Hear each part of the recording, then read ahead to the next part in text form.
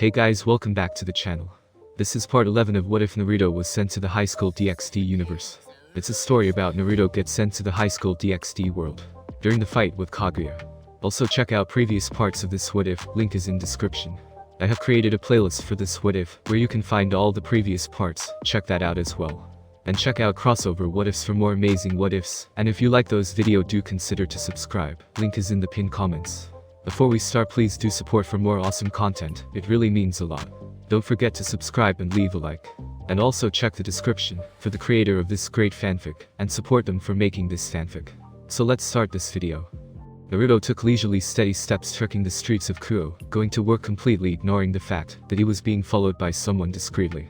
The stalker was pretty good, keeping his presence well hidden from a seasoned ninja, blending into the shadows like a ninja. Recently, Naruto noticed someone was watching his every move. From grocery stores to the park, to work, to the arcade, and even when he was just rambling around. The only place he felt safe away from the stalker was when he was inside the confines of his house. He thought eventually, the stalker would tire out and stop following him, but it was getting increasingly troublesome to ignore.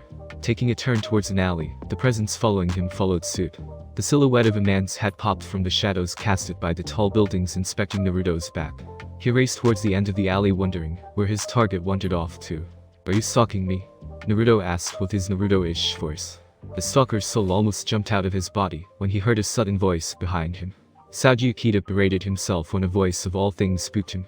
He turned around and beheld the all-edged source of his irate humiliation. The human, Naruto Uzumaki. "Do I know you? Why have you been following me around since morning?" Saji stoned his features as Naruto accused him without proof, ignoring the blonde's rant. "Sorry, I don't swing that way," Naruto finished. Hinata, though a good friend, was a source of training in more than one way. Naruto handed it to her. She was damn good at stalking, so he had something like an inbuilt radar for stalkers like his pervert radar. What? Saji wondered before he grasped the meaning, finding Naruto's character more and more impulsive. "I am sorry, I mistook you for someone else." Saji said and was about to turn around before Naruto spoke again. "Who were you looking for?" "A friend of mine." Didn't peg me as one who'd have friends. I thought you were the kind that'd stay indoors all day, playing video games, like Sonic the Hedgehog, but I guess I was wrong. It took all of Saji's willpower, and the fact that he was under orders from the Great Mass, to hold back, and ignore the voice in his head screaming at him to behead the blonde, or at least, torture him before wiping his memories. It only helped to further his suspicion of the blonde. "I could help you find your friend, you know," Naruto proposed. Saji clenched and unclenched his fist, raining on his anger. "Come on Saji, calm down, don't lose your cool, you are." The knight of Surzich's Gremory exhaled deeply before replying through gritted teeth. "Aren't you running late for work?" "Work? How did you know I was running late for work?" Naruto placed his palms over his mouth aghast, pointing a finger at Saji.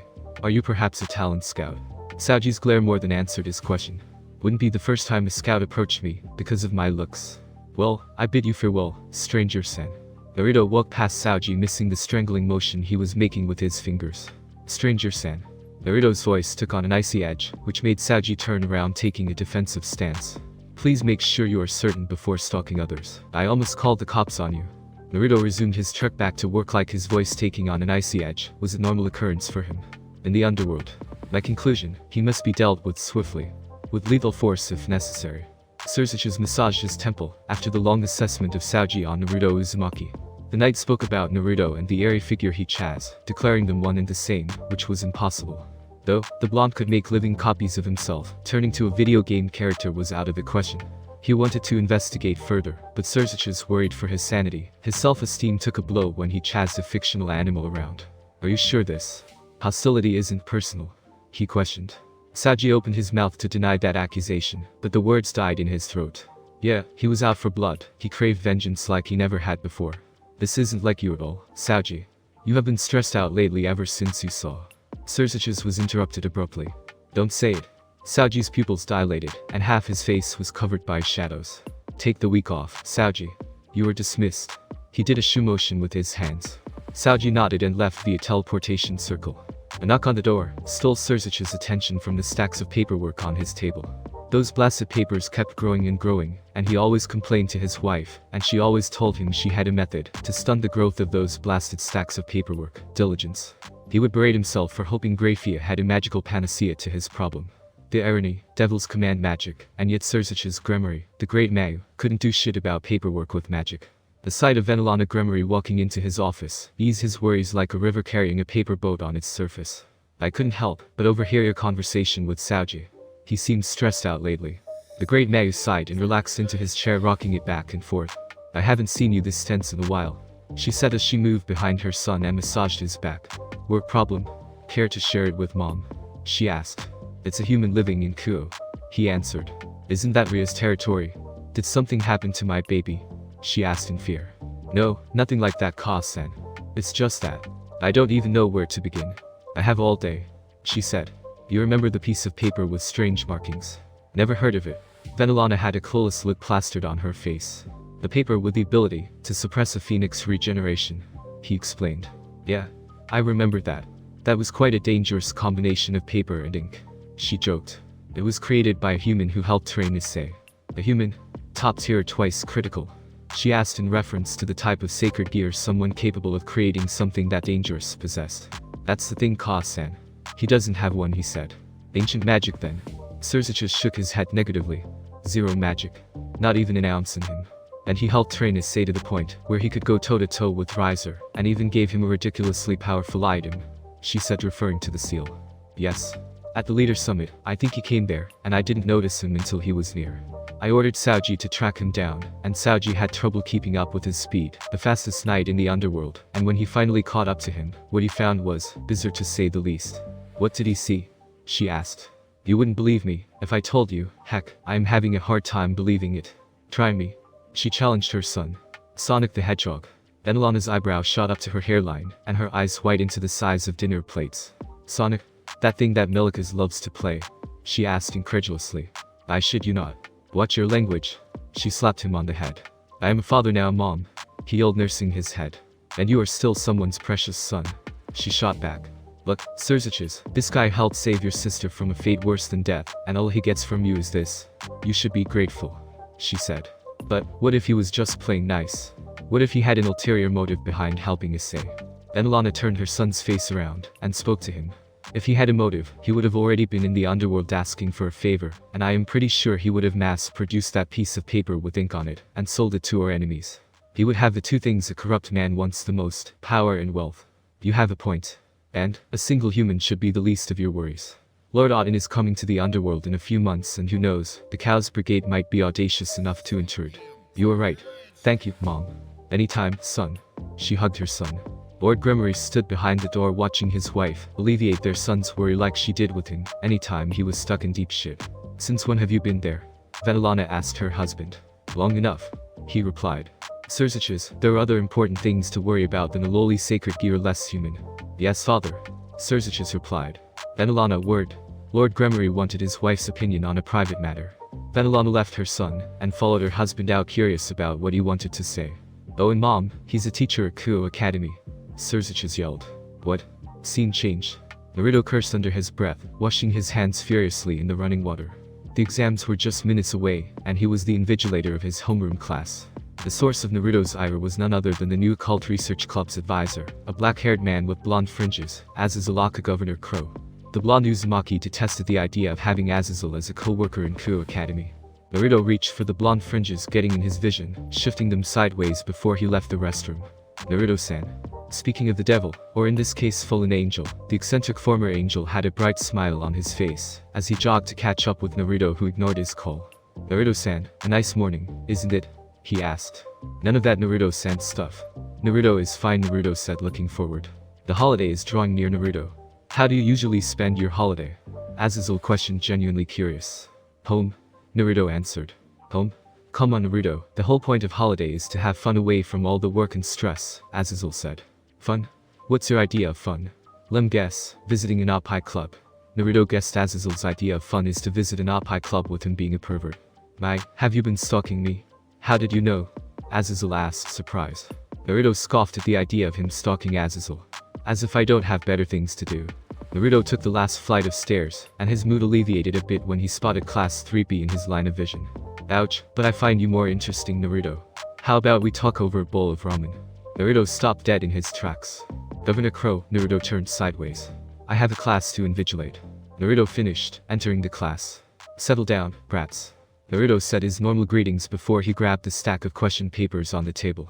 Naruto shared the question sheets around the class, and took a seat in front of the entire class, a spot where his eyes could track everyone in the class. The two perverts who normally hung around Issei were scratching their heads with great confusion marring their faces. Zenobia, on the other hand, wrote at an alarming speed, her face betraying no emotion. Aja, as always, had a smile on her face writing the answers, sometimes stopping to count her fingers and glance around to check how her friends were doing.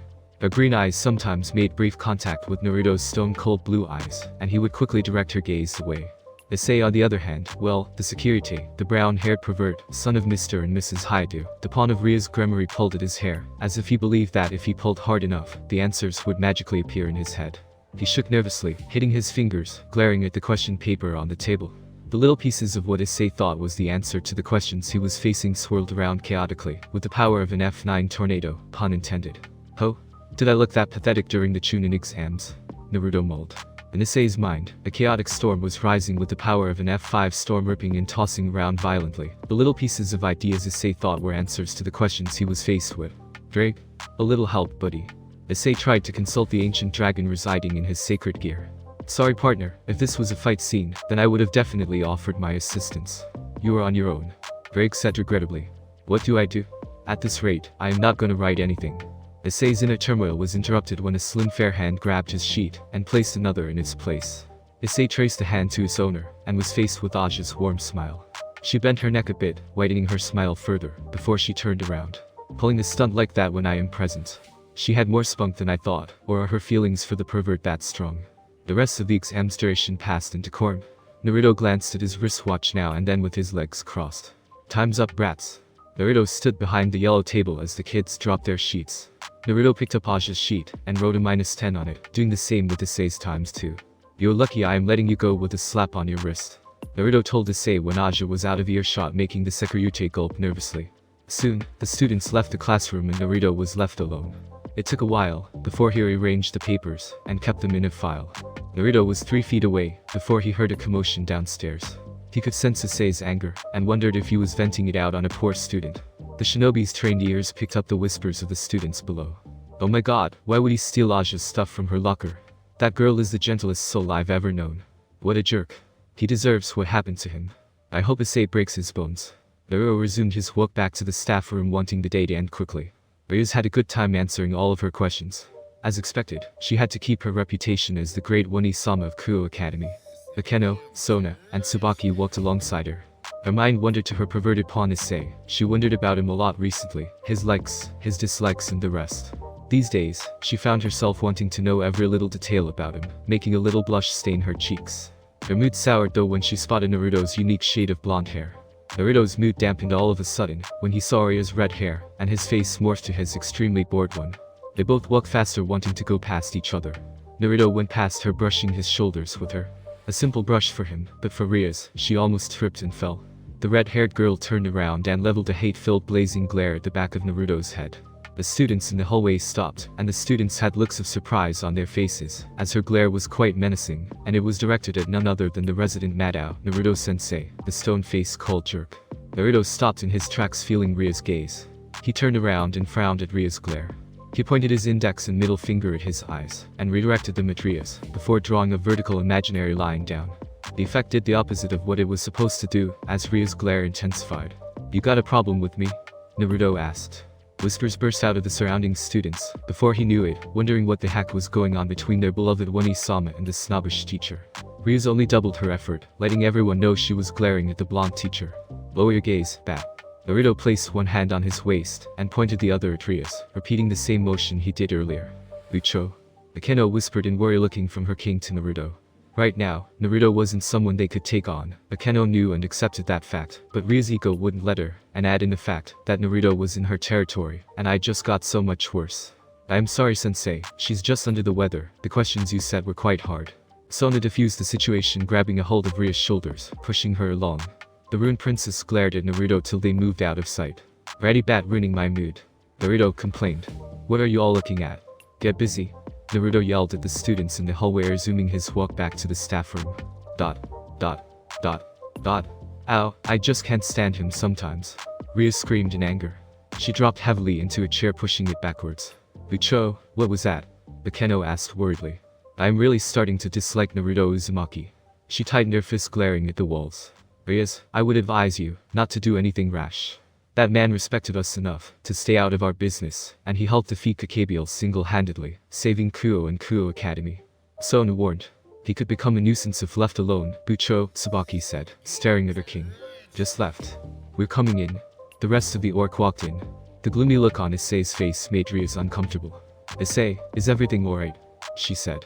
Bucho, think I am gonna fail. He wailed, releasing anime tears. Oh, I see. Don't worry, you are going to pass. I believe in you. She encouraged. I ended up dragging Aja into my mess again. I am so sorry, Aja. Issei grabbed her hands and laid his forehead on it. Issei-san. Aja said, confused. I am so sorry, Aja. If you hadn't exchanged papers with me, Sensei wouldn't have given you a -10. What? Zenobia screamed. And me, a -20. Issei said, totally defeated. That means if he had a 40, then it's gonna be reduced to 20. -20.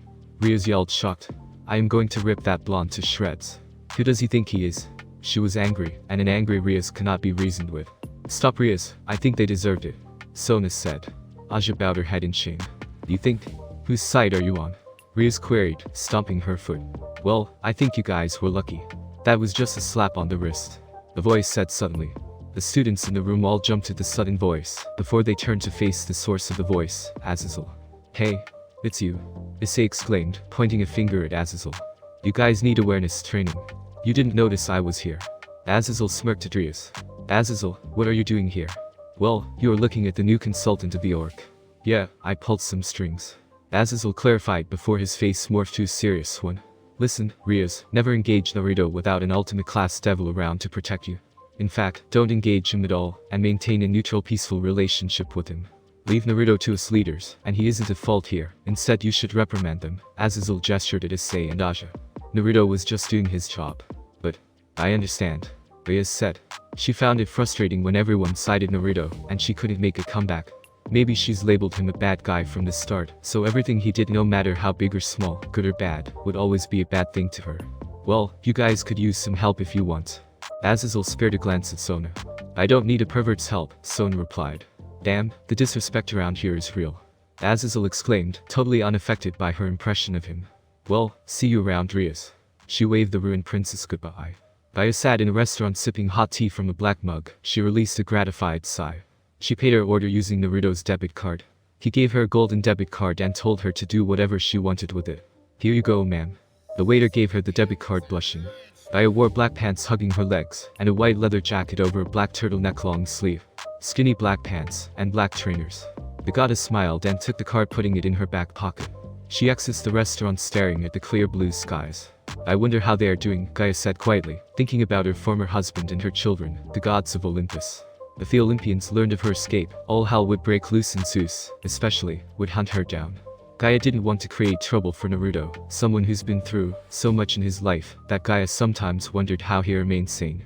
He held on to sanity well, and now he's lost his motivation. The present Naruto paled in comparison to the past Naruto, and what he did, just to find a way back home.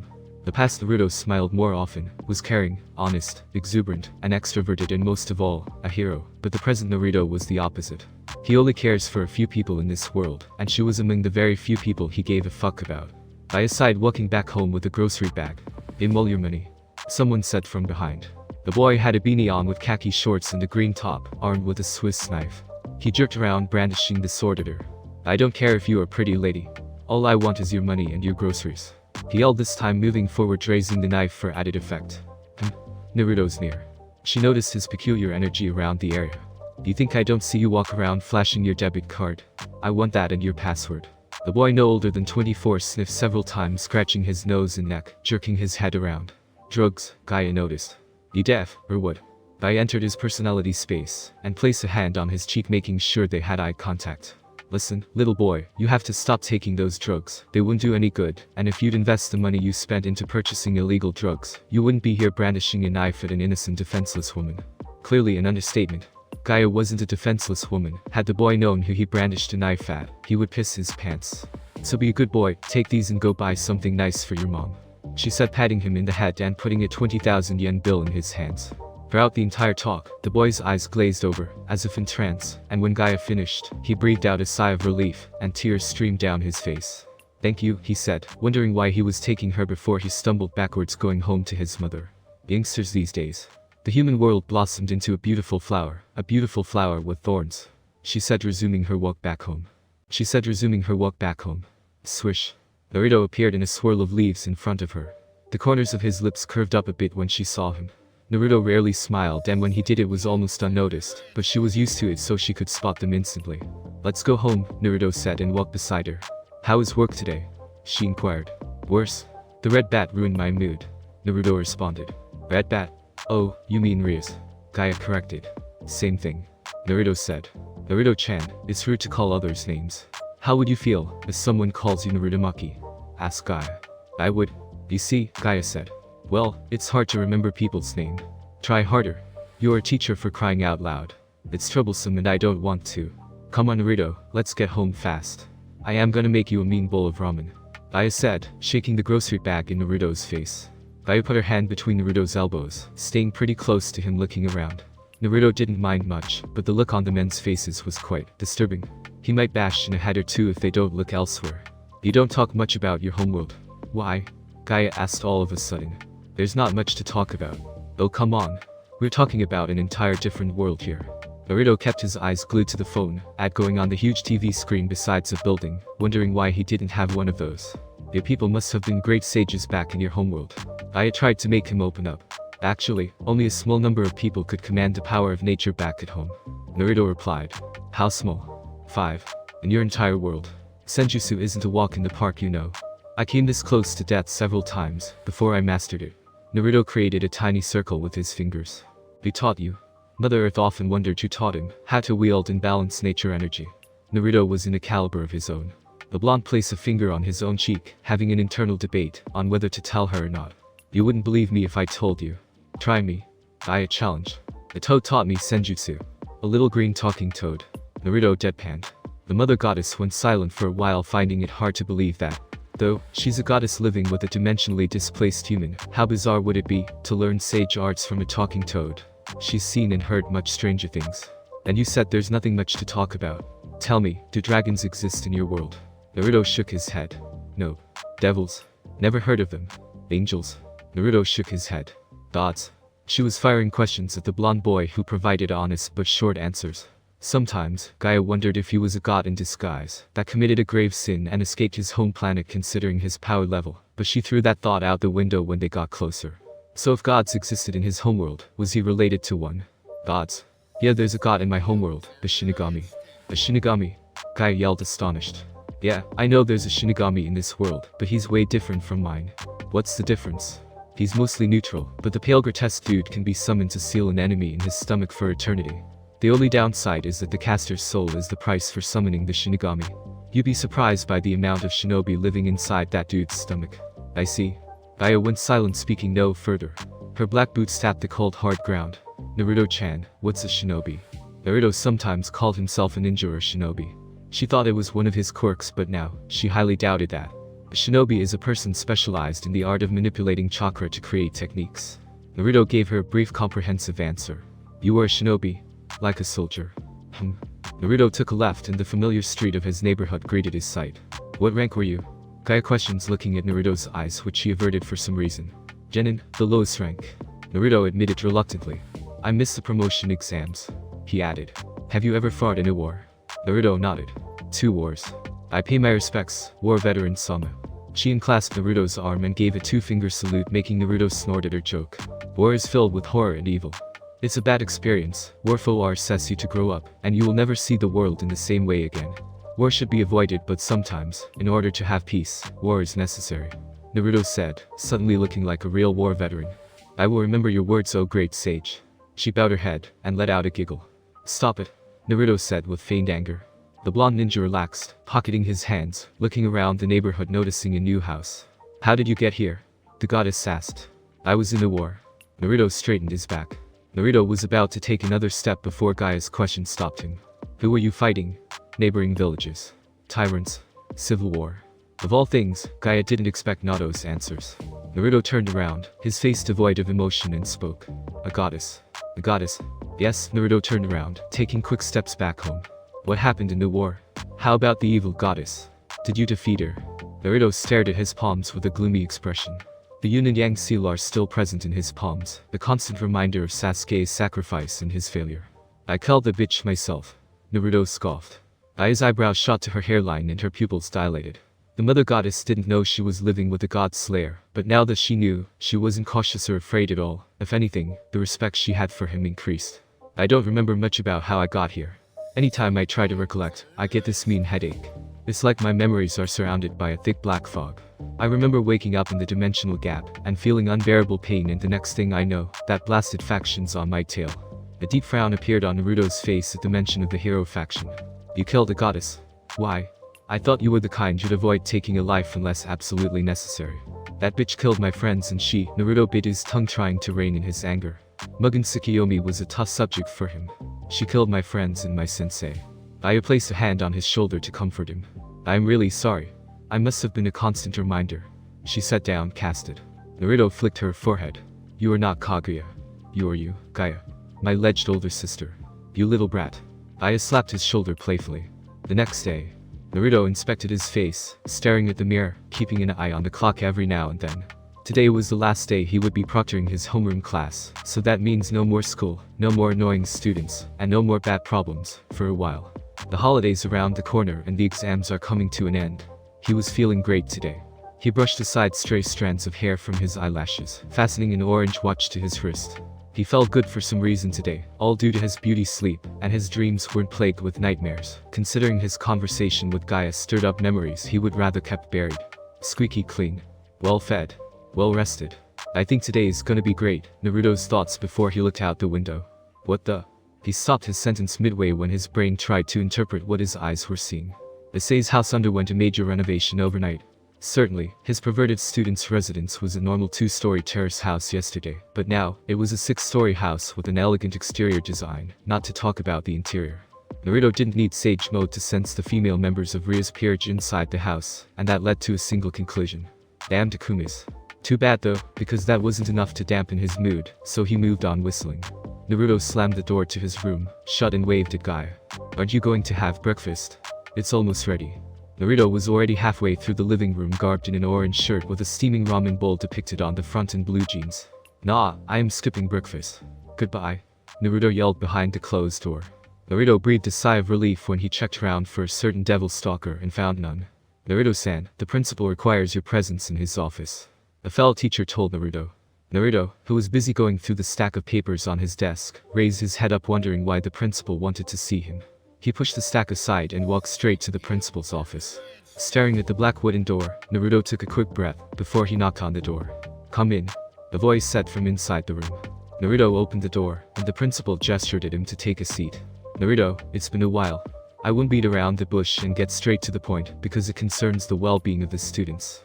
You, Naruto, are one of the best young teachers I have ever employed, graduating from a prestigious school, and to be honest, I thought you were too young for the job, but your CV was really compelling. And the fact that you wanted your real age hidden, which I respected your request and gave you the job anyway, he said. Yes, sir. Now I know some of these kids might be a handful sometimes, but recently, a lot of students have been complaining, Class 3B to be precise, about your lack of charisma and enthusiasm. Some students go as far as to say they find your presence threatening, and subsequently, they don't feel sane when you are around, and I fear it may affect their academic performance greatly.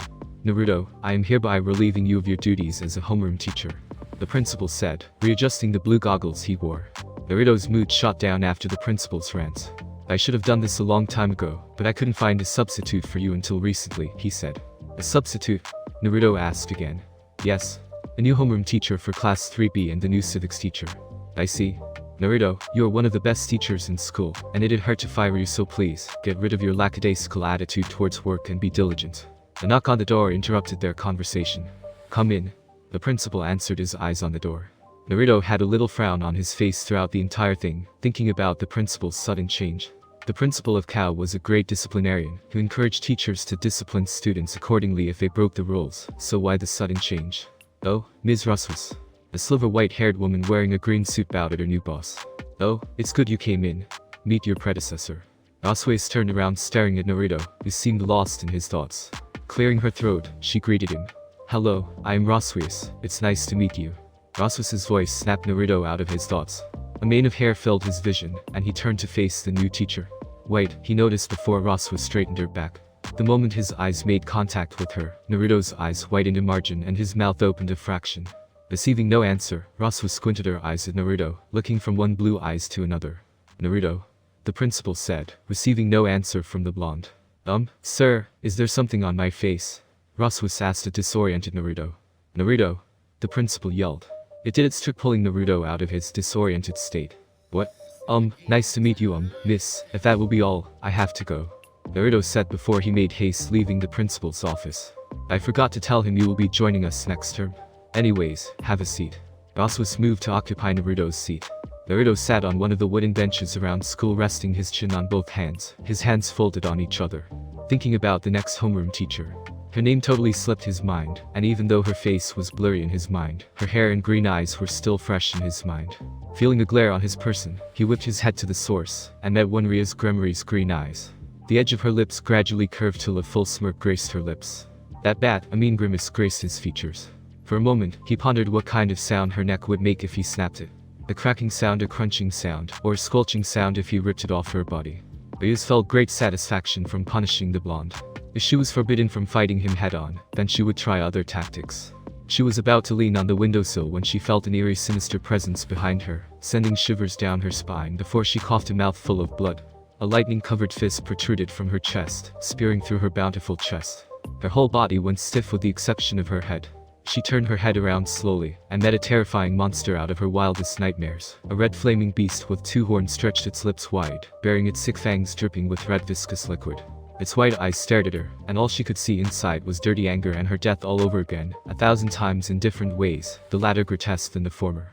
The beast ripped its hand out of her chest, her heart covered in blood nestled on its palms, white sharp claws a millimeter away from her eyes. Before it squashed her heart to mush, blood splatters over her face. A feral smirk graced its features, as her prone body hit the floor. Bijuus. The ruined princess gasped, falling to the floor on her hands and knees, shaking uncontrollably. Her pupils dilated, sweat glistened down her face, and she lost the ability to speak for a while.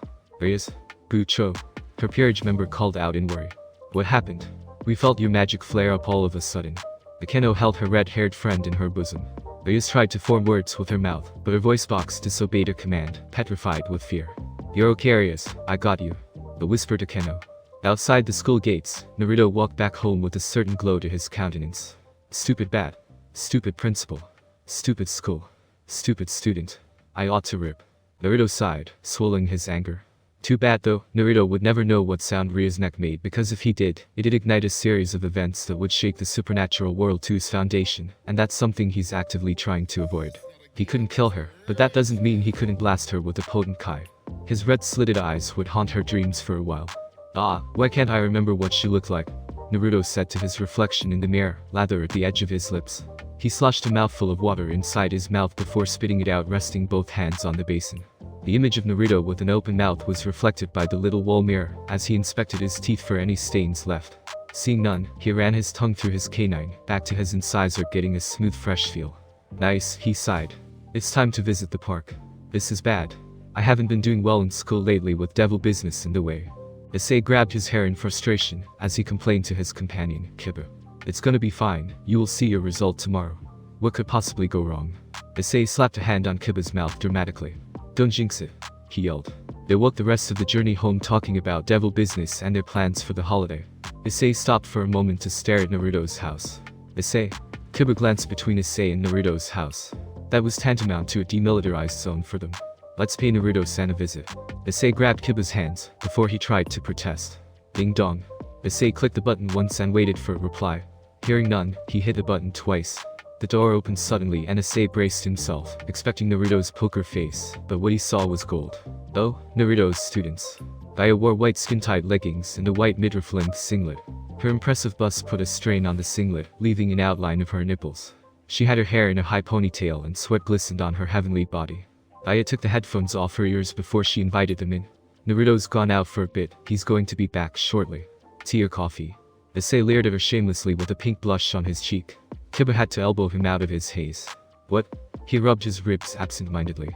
The Red Dragon Emperor of this generation, poor Drake. Does he know of Drake's death? Gaia wondered. Tea or coffee? She asked again. Coffee, ma'am. Kiba answered before taking a seat and dragging Issei down with him, trying his best not to look at Gaia's impressive behind. She was beautiful, almost godlike. If he was having trouble averting his eyes, he wondered how Issei would be faring. As expected, he was giggling, perversely staring at the goddess in disguises behind. "Whoa. Kiba, did you see that?" he said, pointing at Gaia, who was in the kitchen. "It's rude to point," he corrected with a nice smile. "She's... words can't describe her beauty. How come someone like her's living with sensei? It's not fair," he cried, anime tears. "Issei-kun." Kiba's sweat dropped. All the female members of the ORC lived with him, and nonetheless, he was still jealous of Naruto. Aya walked in with 2 cups of tea. "Milk or sugar?" Both the students replied at the same time. Miss, you are pretty," Issei said, blushing like a fanboy. Aya giggled into her sleeves. She managed to grab a shirt while making tea to cover her body from prying eyes. "Thank you. I get that a lot, but never from Naruto." Issei spit the hot coffee back in the cup and dropped it on the glass table before he shot off to his feet indignantly. "That's blasphemy. I knew sensei would be the kind to treat his girlfriend like anyone else around him," he said, disappointed. "I hope he's not boring." "What do you mean, girlfriend?" Gaia questioned.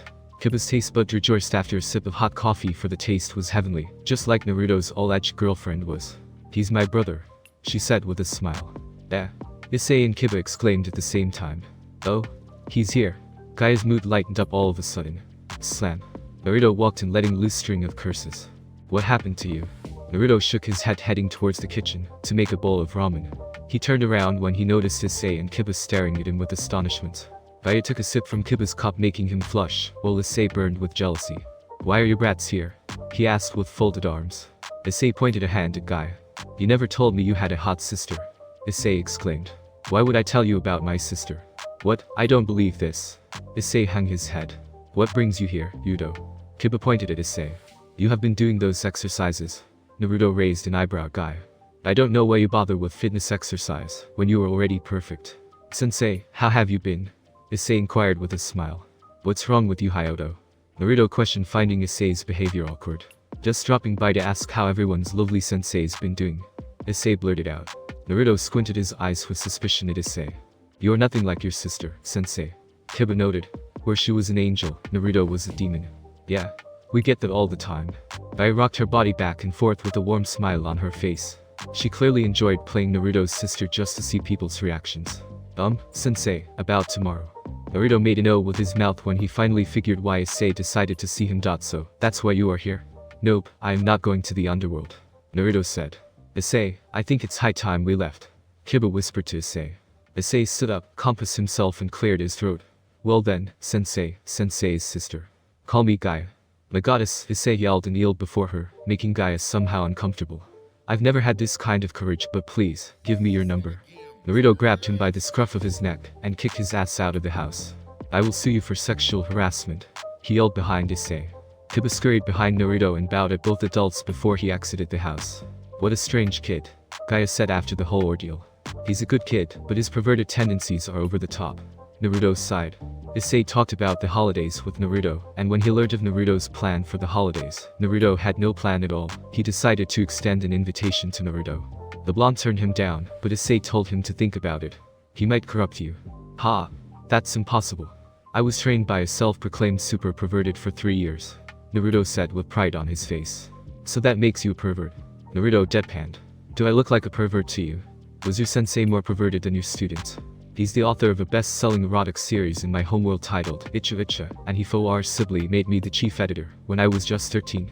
He shamelessly proclaimed himself a super pervert, and he peeped on women, justifying his acts as research for the next erotica he would write. He's that much of a perv." "Yeah. What was his name?" "One of the legendary 3 Sannin, the Toad Sage, Jiraiya," Naruto said with a small nostalgic smile. "Jiraiya? Tell me more about him." And so, Naruto told of his escapades with Jiraiya, putting a smile on her face. She laughed at the funny stories he told, and the weird things they did together. Night came and they had dinner before saying their goodbyes, retiring to their individual rooms. Thanks for listening. I do hope you enjoyed. If you want the next part of this video, like, subscribe, and comment down below, and turn on that bell notification. And also check out the playlist that I have created, and enjoy. Link is in the description. See you in the next video. Peace.